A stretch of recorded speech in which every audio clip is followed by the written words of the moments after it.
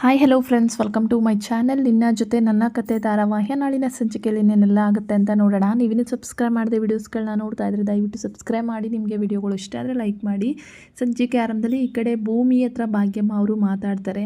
ಇನ್ನು ಅಜಿತ್ ಅವರು ಒಂದು ದೊಡ್ಡ ತೀರ್ಮಾನನ ಮಾಡ್ಕೊಂಡಿರ್ತಾರೆ. ಅಷ್ಟರಲ್ಲಿ ಮನೇಲಿ ನೋಡಿದ್ರೆ ಹಬ್ಬದ ವಾತಾವರಣ ಸೃಷ್ಟಿ ಮಾಡಿಬಿಟ್ಟಿರ್ತಾರೆ. ಏನಪ್ಪ ಅದು ಅಂದರೆ ಭೂಮಿ ಬರ್ತಾ ಇದ್ದಾಳೆ ಅಂತೇಳ್ಬಿಟ್ಟು ವಿಚಾರ ಗೊತ್ತಾಗಿದ ತಕ್ಷಣವೇ ಸಂಗೀತ ಮನೇಲಿ ಹಬ್ಬದ ಊಟ, ಹಬ್ಬದ ರೀತಿ ತಯಾರಿ ಎಲ್ಲವೂ ಸಹ ಮಾಡಿಬಿಟ್ಟಿರ್ತಾರೆ. ಇನ್ನು ನೈಟ್ ಅಜಿತ್ಗೆ ದೇವ್ರ ಮುಂದೆ ನಿಂತ್ಕೊಂಡು ಭೂಮಿ ಈ ಮನೆಗೆ ವಾಪಸ್ ಬರ್ತಾಳೆ ಅಂತ ಮನೆಯವರೆಲ್ಲ ಯೋಚನೆ ಮಾಡ್ತಾ ಇದ್ದಾರೆ. ಆದರೆ ಅವಳು ನಮ್ಮ ಮನೆಗೆ ವಾಪಸ್ ಬರಲ್ಲ ಅಂತ ನಾನು ಹೆಂಗೆ ಹೇಳ್ತೀನೋ ನನಗೆ ಗೊತ್ತಿಲ್ಲ ದೇವ್ರೆ. ಆದರೆ ಆ ಶಕ್ತಿ ನೀನು ನನಗೆ ಕೊಡಬೇಕು. ನಾನು ತೀರ್ಮಾನ ಮಾಡಿರೋ ಥರ ದೇವಸ್ಥಾನಕ್ಕೆ ಎಲ್ಲರನ್ನೂ ಕರ್ಕೊಂಡೋಗಿ ಭೂಮಿ ನನ್ನ ಕಾಂಟ್ರಾಕ್ಟ್ ಮದುವೆ ಆಗಿದ್ದಿದ್ದು ನಾನು ಅವಳು, ಇನ್ನು ಅವಳು ಈ ಮನೆಗೆ ಬರಲ್ಲ ಅಂತೇಳ್ಬಿಟ್ಟು ಎಲ್ಲರಿಗೂ ಸತ್ಯ ಹೇಳಬೇಕು. ಅಮ್ಮನ ಪ್ರಾಣನ ಉಳಿಸ್ಕೋಬೇಕು. ಇದರಿಂದ ಏನೂ ಅನಾಹುತ ಆಗದೆ ರೀತಿ ಕಾಪಾಡಬೇಕು ಕೃಷ್ಣ ಅಂತೇಳ್ಬಿಟ್ಟು ಅಜಿತ್ ಅವರು ದೇವ್ರ ಮುಂದೆ ನಿಂತ್ಕೊಂಡು ಕೇಳ್ಕೊಂಡಿರ್ತಾರೆ. ಮಾರ್ನಿಂಗು ಎಲ್ಲನೂ ಹೇಳಿಬಿಡಬೇಕು. ಭೂಮಿ ಖಡಾಖಂಡಿತವಾಗಿ ಹೇಳಿದಾಳೆ ನಮ್ಮ ಮನೆಗೆ ಬರಲ್ಲ ಅಂತ. ನಾನು ಮಾತು ಕೊಟ್ಟಂಗೆ ಅವ್ರ ಅಮ್ಮನ್ನ ಬಿಡಿಸ್ಕೊಬಂದಿದ್ದೀನಿ ಅಂತೇಳ್ಬಿಟ್ಟು ಅಜಿತ್ ಮಾತಾಡ್ಕೊತಿರ್ತಾರೆ. ಇನ್ನು ಈ ಕಡೆ ದೇವಯಾನಿ ಇದ್ದಳು ಏನು ಇವ್ರು ಬರ್ತಾ ಇದ್ದಾರೆ ಅಂತ ಇಷ್ಟೊಂದೆಲ್ಲ ಸೆಲೆಬ್ರೇಷನ್ ಮಾಡ್ತಾ ಇದ್ದಾರಲ್ಲ ಅಂತೇಳ್ಬಿಟ್ಟು ಯೋಚನೆ ಮಾಡ್ತಿರ್ತಾರೆ.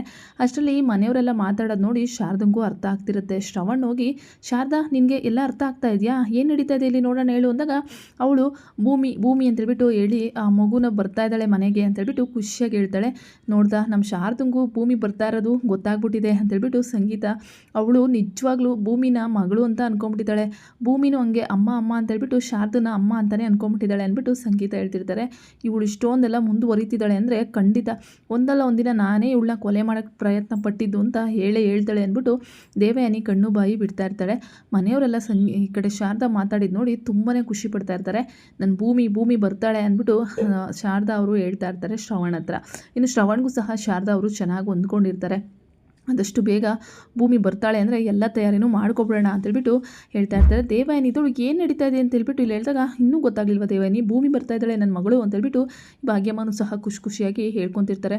ಶ್ರವಣ ನಾನು ಬರ್ತೀನಿ ಕಣೋ ಕರ್ಕೊಂಬರೋಕ್ಕೆ ಅಂದಾಗ, ಅಲ್ಲ ಕಣೋ ನಿನ್ಗೆ ಯಾಕೋ ಫೋನ್ ಮಾಡಿದ್ದಾರೆ ನಿಮ್ಮ ಫ್ರೆಂಡು ಅಂದಾಗ, ಅಕ್ಕ ಭೂಮಿ ಹತ್ರ ಫೋನ್ ಇಲ್ಲ ಅಂತ ನಿಮ್ಗೆ ಗೊತ್ತಿಲ್ವಾ ಅಂದ್ಬಿಟ್ಟು ಶ್ರವಣ ಹೇಳ್ತಾರೆ.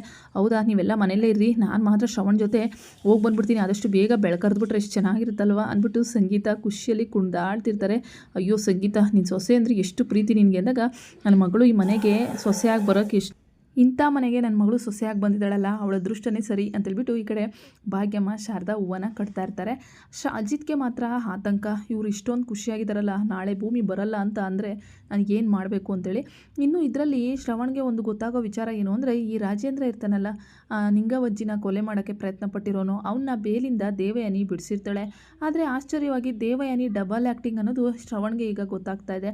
ಯಾಕೆಂದರೆ ದೇವಯಾನಿ ಬಂದು ಈ ರಾಜೇಂದ್ರ ಹತ್ರ ಮಾತಾಡ್ತಿರ್ತಾಳೆ. ನಾವೆಲ್ಲ ದೇವಯಾನಿ ಅಂದ್ಕೊಂಡಂಗೆ ಶ್ರವಣ್ ಸಹ ದೇವಯಾನಿ ಅನ್ಕೋತಾರೆ. ಅಲ್ಲ ದೇವಯಾನಿ ಯಾಕೆ ಇವಳ ಜೊತೆ ಮಾತಾಡ್ತಿದ್ದಾಳೆ, ಅದು ಈ ರಾಜೇಂದ್ರನ ಜೊತೆ, ನಿಂಗವಜ್ಜಿ ಕೊಲೆ ವಿಚಾರದಲ್ಲಿ ಒಳಗಡೆ ಹಾಕಿದ್ರು ಇವನ್ನ, ಯಾರು ಇವನ್ನ ಬಿಡಿಸಿದ್ದು ಅಂದ್ಬಿಟ್ಟು ಹೇಳ್ತಾ ಇರ್ತಾರೆ. ಮೇಡಮ್ ನಿಮ್ಮಿಂದ ನನಗೆ ಬೇಲ್ ಸಿಕ್ತು, ತುಂಬ ಖುಷಿ ಆಗ್ತಾ ಇದೆ ಅಂದ್ಬಿಟ್ಟು ಈ ರಾಜೇಂದ್ರ ಹೇಳ್ತಿದ್ರೆ, ಇವರಿಬ್ರು ಇಷ್ಟು ಚೆನ್ನಾಗಿ ಮಾತಾಡ್ತಿದ್ದಾರಲ್ಲ, ಏನು ನಡೀತಿದೆ ಇವ್ರ ನಡುವೆ ಅಂತೇಳ್ಬಿಟ್ಟು ಶ್ರವಣು ಮಾತಾಡ್ಲಿಕ್ಕೆ ಅಂದ್ಬಿಟ್ಟು ಬರ್ತಾರೆ. ದೇವಯಾನಿ ಇವನಿಗೆ ಬೇಲ್ ಕೊಡಿಸಿದಾಳ ಅಂತೇಳ್ಬಿಟ್ಟು ಆಶ್ಚರ್ಯವಾಗಿ ಈ ದೇವಯಾನಿ ಅಂತ ಅಂದ್ಕೊಂಡಿರೋಳು ಇವಳು ನಿಜಕ್ಕೂ ದೇವಯಾನಿ ಅಲ್ಲ, ದೇವಯಾನಿ ಡಬಲ್ ಆ್ಯಕ್ಟಿಂಗ್ ಆಗಿರ್ತಾಳೆ. ಸೊ ನಾನು ಕೊಟ್ಟ ಮಾತಂತೆ ನಾನು ಕೆಲಸ ಮುಗಿಸಿದ್ದೀನಿ, ಇನ್ನು ನೀನು ನನ್ನ ಮಾತನ್ನ ಮುಗಿಸ್ಬೇಕು, ನನ್ನ ಕೆಲಸನ ಮುಗಿಸ್ಬೇಕು ಅಂತೇಳ್ಬಿಟ್ಟು ಅವಳು ಹೇಳ್ತಾ ಇರ್ತಾಳೆ. ದೇವಯಾನಿ ಯಾಕೆ ಇವಳ ಜೊತೆ ಮಾತಾಡ್ತಿದ್ದಾಳೆ, ನಾನು ನೋಡೇ ಬಿಡ್ತೀನಿ, ಇವತ್ತು ದೇವಯಾನಿ ಇವನಿಗೆ ಬೇಲ್ ಕೊಡಿಸಿದಾರೆ ಅಂದರೆ ಸುಮ್ಮನೆ ಬಿಡಲ್ಲ ಇವಳನ್ನ ಅಂತೇಳ್ಬಿಟ್ಟು ಶ್ರವಣ್ ಅಲ್ಲಿಂದ ಓಡ್ ಬರ್ತಾರೆ. ಅಷ್ಟರಲ್ಲಿ ಈ ವ್ಯಕ್ತಿನೂ ಮತ್ತು ರಾಜೇಂದ್ರನೂ ಸಹ ದೇವಯಾನಿ ಇಬ್ಬರು ಸೇರಿ ಆಟೋ ಹೊತ್ಕೊಂಡು ಅಲ್ಲಿಂದ ಹೋಗ್ಬಿಡ್ತಾರೆ. ಏನಿದು ಇಷ್ಟು ಬೇಗ ಆಟೋ ಹೊತ್ಕೊಂಡು ಹೊರಟ್ಬಿಟ್ರಲ್ಲ ಅಂತೇಳ್ಬಿಟ್ಟು ಜೀಪ್ ತೆಗೆದು ಅವ್ರನ್ನ ಫಾಲೋ ಮಾಡೋಣ ಅಂತೇಳ್ಬಿಟ್ಟು ಶ್ರವಣ್ ಹೋಗ್ತಾರೆ. ನೋಡಿದ್ರೆ ಹಿಂದೆ ದೇವಯಾನಿ, ಸೇಮ್ ಸೀರೆ ಸೇಮ್ ಬ್ಲೌಸು ಎಲ್ಲ ಸೇಮ್, ಆದರೆ ದೇವಯಾನಿನೇ ಬೇರೆ ಅವಳೇ ಬೇರೆ ಅನ್ನೋದು ಶ್ರವಣ್ಗೆ ಗೊತ್ತಾಗುತ್ತೆ. ಏನು ಬಾವ ಏನಾಯಿತು ಅಂದಾಗ, ದೇವಯಾನಿ ನೀನು ಈಗ ತಾನೇ ಆ ರಾಜೇಂದ್ರನ ಜೊತೆ ಮಾತಾಡ್ತಿದ್ದೆ ಅಂದಾಗ, ಅಯ್ಯೋ ಬಾವ ನಾನು ಈಗ ತಾನೇ ಬರ್ತಾ ಇದ್ದೀನಿ, ಇಲ್ಲಿಂದ ಆಚೆ ಬಂದವಳು ಈಗ ದೇವಸ್ಥಾನಕ್ಕೆ ಹೋಗಬೇಕು ಅಂತ ಹೋಗ್ತಾ ಇದ್ದೀನಿ ಅಂದಾಗ, ನಿನ್ನ ಥರನೇ ಇದ್ಲು ಅಂದಾಗ, ಏನು ಬಾವ ಅವಳೆ ಹಳೆ ಪಿಕ್ಚರಲ್ಲಿ ಹೇಳ್ದಂಗೆ ಹೇಳ್ತಿದ್ದೀರಾ, ಡಬಲ್ ಆ್ಯಕ್ಟಿಂಗ್ ಇರ್ತಾರಲ್ಲ ಹಂಗೆ, ಅಯ್ಯೋ ಶಿವ ನಾನು ದೇವಸ್ಥಾನಕ್ಕೆ ಹೋಗ್ತಿದ್ದೀನಿ ಅಂದಾಗ, ಇಲ್ಲ ದೇವಯಾನಿ ನಿನ್ನ ಥರನೇ ಇದ್ಲು, ನನ್ನ ಕಣ್ಣೇ ಸುಳ್ಳು ಹೇಳ್ತಿದ್ಯೋ ಏನೋ ಒಂದು ಗೊತ್ತಾಗ್ತಿಲ್ಲ ಅಂತೇಳ್ಬಿಟ್ಟು ಈಗ ಶ್ರವಣ್ಗೆ ದೇವಯಾನಿ ಮೇಲೆ ಅನುಮಾನ ಶುರುವಾಗಿದೆ. ಇನ್ನು ಭೂಮಿನ ಕರ್ಕೊಬರ್ತೀನಿ ಅಂತೇಳ್ಬಿಟ್ಟು ಮನೆಯವ್ರಿಗೆಲ್ಲ ಹೇಳಿ ಬರ್ತಾರೆ ನಮ್ಮ ಶ್ರವಣ್ ಸಾಹೇಬರು. ಅಜಿತ್ಗೆ ಆ ವಿಚಾರ ಗೊತ್ತಿರಲ್ಲ ಶ್ರವಣ್ ಹೋಗಿರೋದು. ಇನ್ನು ಶ್ರವಣ್ ಹೋಗಿ ಭೂಮಿ ಮನೆಗೆ ಬರಲ್ವಾ ಅಂತ ಅಂದಾಗ, ಇಲ್ಲ ದೊಡ್ಡ ಸಾಹೇಬ್ರೆ, ನಮ್ಮಮ್ಮನ್ನ ಬಿಡ್ಸೋಕ್ಕೆ ಒಳ್ಳೆ ಲಾಯರ್ನ ಇಡಿಸ್ಬೇಕು ಅಂತ ಅಂದ್ಕೊಂಡಿದ್ದೀನಿ ಅಂದ್ಬಿಟ್ಟು ಹೇಳಿದಾಗ, ಏನು ನಿಮ್ಮಮ್ಮನ ಬಿಡ್ಸಕ್ಕ? ಅಯ್ಯೋ, ನಿಮ್ಮಮ್ಮನ ಆಲ್ರೆಡಿ ಬಿಡಿಸಿದ್ದಾಯ್ತಮ್ಮ ಅಂತ ಅಂದ್ಬಿಟ್ಟು ಶ್ರವಣ್ ಹೇಳ್ತಾರೆ.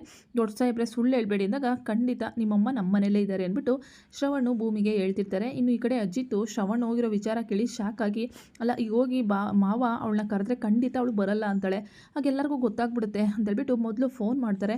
ಆದರೆ ಶ್ರವಣ್ ಫೋನ್ ಪಿಕ್ ಮಾಡಲ್ಲ. ಅಯ್ಯೋ, ಮಾವ ಫೋನ್ ಪಿಕ್ ಮಾಡ್ತಿಲ್ಲ, ಭೂಮಿ ಬರಲ್ಲ ಅಂತಾಳೆ, ಮನೆಯವ್ರಿಗೆಲ್ಲ ಈ ಆಘಾತಕಾರಿ ವಿಚಾರ ಗೊತ್ತಾದರೆ ಮುಗೀತು, ನನ್ನ ಅಮ್ಮಗೆ ಏನಾಗೋಗ್ಬಿಟ್ಟು ಅನ್ನೋ ಭಯದಲ್ಲಿ ಅಜಿತ್ ಇದ್ದವರು ಮಾವ ಫೋನ್ ಪಿಕ್ ಮಾಡಿ ಆ ಭೂಮಿ ಬರಲ್ಲ ಅಂತ ಗೊತ್ತು ಅಂತೇಳ್ಬಿಟ್ಟು ಈ ಕಡೆ ಅಜಿತ್ ಒದ್ದಾಡ್ತಿರ್ತಾರೆ.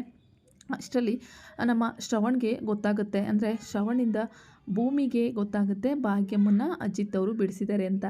ಭೂಮಿ ಅಜಿತ್ ಜೊತೆ ಬರಲ್ಲ ಅಂದಿದ್ದು ಯಾಕೆ ಅಂದರೆ, ಭಾಗ್ಯಮ್ಮನ್ನ ಅಜಿತ್ ಸಾಹೇಬರು ಬಿಡಿಸಲ್ಲ, ನನ್ನ ಇದರಲ್ಲಿ ಸ್ವಾರ್ಥಿಯಾಗಿ ಅವರು ಬಳಸ್ಕೊಂಬಿಟ್ಟಿದ್ದಾರೆ, ಅವ್ರು ಸ್ವಾರ್ಥಿಯಾಗಿದ್ದಾರೆ ಅಂತೇಳ್ಬಿಟ್ಟು.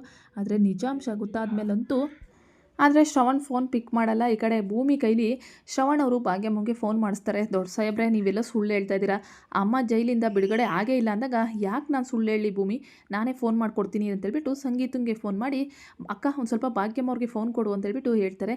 ಕೊಟ್ಟೆ ಕೊಡೋ ಶ್ರವಣ, ನನ್ನ ಸೊಸೆ ಏನು ಮಾಡ್ತಾ ಇದ್ದಾಳೆ ಅಂದಾಗ, ಮೊದಲು ಕೊಡೋಕ್ಕಂದಾಗ ಇನ್ನು ಭೂಮಿ ಅಂದಾಗ, ಅಮ್ಮ ಅಂದಾಗ, ಒಂದು ವರ್ಷ ಆಯಿತು ಅಮ್ಮ ಅಂತ ಅಂದು ಇವತ್ತು ಎಷ್ಟು ಖುಷಿ ಆಗ್ತಿದೆ ಗೊತ್ತಾ ಭೂಮಿ ಅಂದಾಗ, ಅಮ್ಮ ನಿನ್ನನ್ನು ಯಾರು ಬಿಡಿಸಿದ್ರು ಅಂದ್ಬಿಟ್ಟು ಭೂಮಿ ಕೇಳಿದಾಗ, ನನ್ನ ಅಳಿಯಂದ್ರು ಬಿಡಿಸಿದ್ರು ಭೂಮಿ, ಅಜಿತ್ ಸಾಹೇಬರು ನನಗೆ ಬೇಲ್ ಕೊಡಿಸಿದ್ರು ಅಂದ್ಬಿಟ್ಟು ಹೇಳ್ತಾ ಇರ್ತಾರೆ.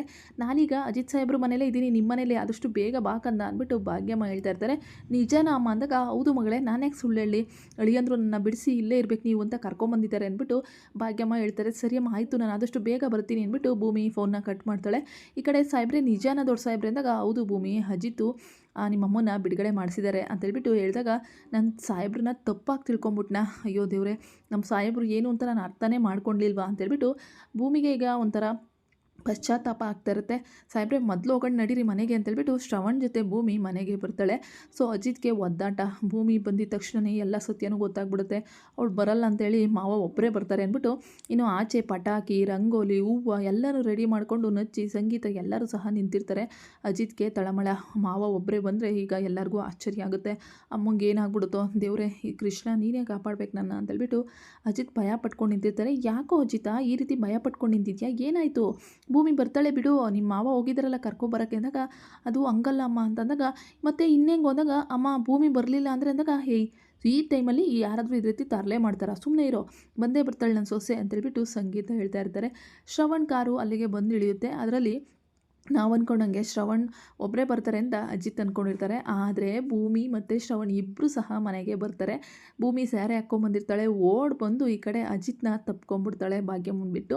ಅಜಿತ್ಗೆ ಆಶ್ಚರ್ಯ, ಇದೇನಿದು ಭೂಮಿ ಈ ಥರ ನನ್ನ ಹಗ್ ಮಾಡ್ಕೋತಿದ್ದಾಳೆ, ನಾನು ಬರಲ್ಲ ಅಂತ ಅಂದ್ಕೊಂಡೆ ಬಂದುಬಿಟ್ಟಿದ್ದಾಳೆ ಅಂದಾಗ, ನೋಡ್ದೇನೋ ಇಲ್ಲೆಲ್ಲರೂ ಬಿದ್ದರೂ ಅವ್ರ ಅಮ್ಮ ಇದ್ದರೂ ಹೋಗೋ ಅವ್ರ ಗಂಡನ್ನ ಅಪ್ಕೊಂಡಿದ್ದಾಳೆ ಅಂದರೆ ಎಷ್ಟು ಪ್ರೀತಿ ಅಂದಾಗ, ಅಕ್ಕ ಎಷ್ಟೇ ಆದರೂ ಗಂಡ ಹೆಂಡ್ತಿ ಅಲ್ವಾ ಅಂದ್ಬಿಟ್ಟು ಶ್ರವಣ್ ಹೇಳ್ತಾ ಇರ್ತಾರೆ.